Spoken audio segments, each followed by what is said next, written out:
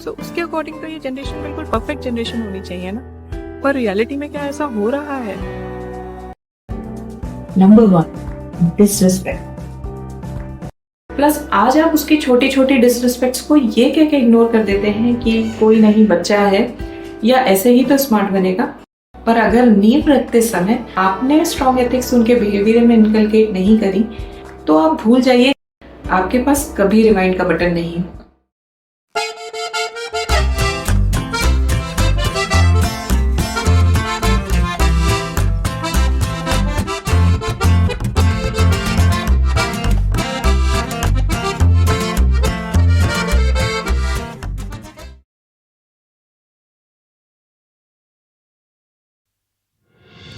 Now lack of clarity in career.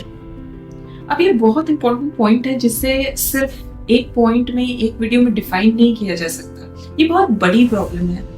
I'll make a specific video about this problem, but मोटी मोटी बात अगर समझे, सपोज एक क्लास में 40 स्टूडेंट्स हैं, उसमें 10 बच्चे अच्छे परफॉर्मर्स हैं, बाकी 30 में से top 10 will somehow manage to find a way कि उन्हें लाइफ में किस फील्ड में जाना है, क्या करना है, and will strive hard। लेकिन जो आखिरी के 20 बच्चे होते हैं उन्हें कुछ पता नहीं होगा कि वो क्या करने वाले हैं।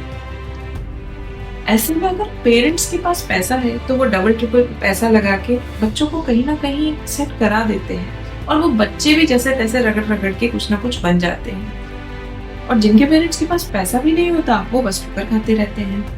पर अगर अब आप एक बार रियलिटी में एकेडमिक लाइफ से आगे की दुनिया को सोचिए, प्लेसमेंट होना ना होना, लाइन मिलना ना मिलना तो बस स्टार्टिंग होती है।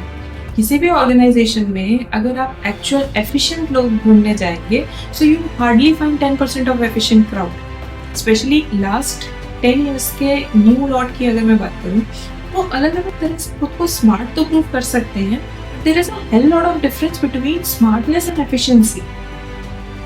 It's good to be smart but it doesn't mean that it has replaced efficiency. अब अगर पेरेंट्स की रोल की बात करें, फ्रैंकली स्पीकिंग, आप एक बार अकेले में बैठ के ये छोटा सा काम करें, तो सोचना क्या लाइफ में पेरेंट बनना मेरे लिए कोई रेस थी या कुछ और पर्पस था एक बच्चे को इस दुनिया में लाने का। एंड सेकेंडली, क्या मैंने बच्चों को इस दुनिया में इसलिए लाया है कि वो हर फील्ड में एक्सेल कर सके, मुझे प्राउड फील कराने के लिए? आखिर क्या रीजन था मेरे पेरेंट बनने का? क्योंकि मोस्टली यही हो रहा है आजकल। बहुत सारे लोगों को लगता है that becoming parent is a task in life that needs to be completed either for the sake of other people's happiness or for the feeling of completeness। and फिर बहुत सारे पेरेंट्स एक ट्रेडमिल पे चढ़ जाते हैं।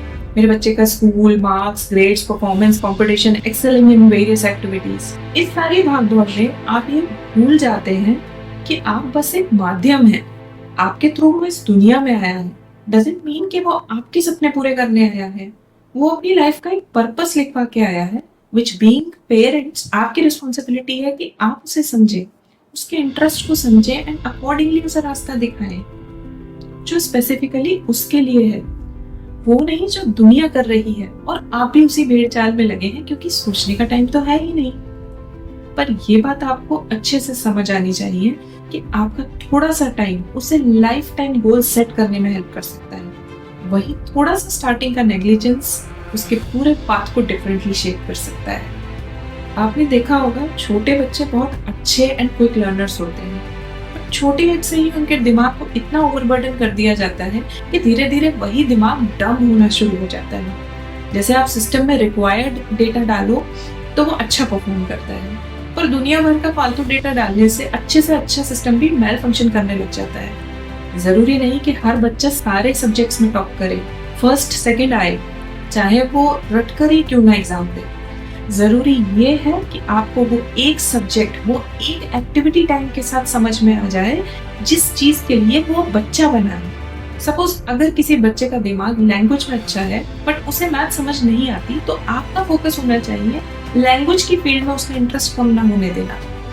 आप डिफरेंट वेज से उसे एक्सपोजर दिला सकते हैं उसके इंटरेस्ट को नर्चर करने के लिए।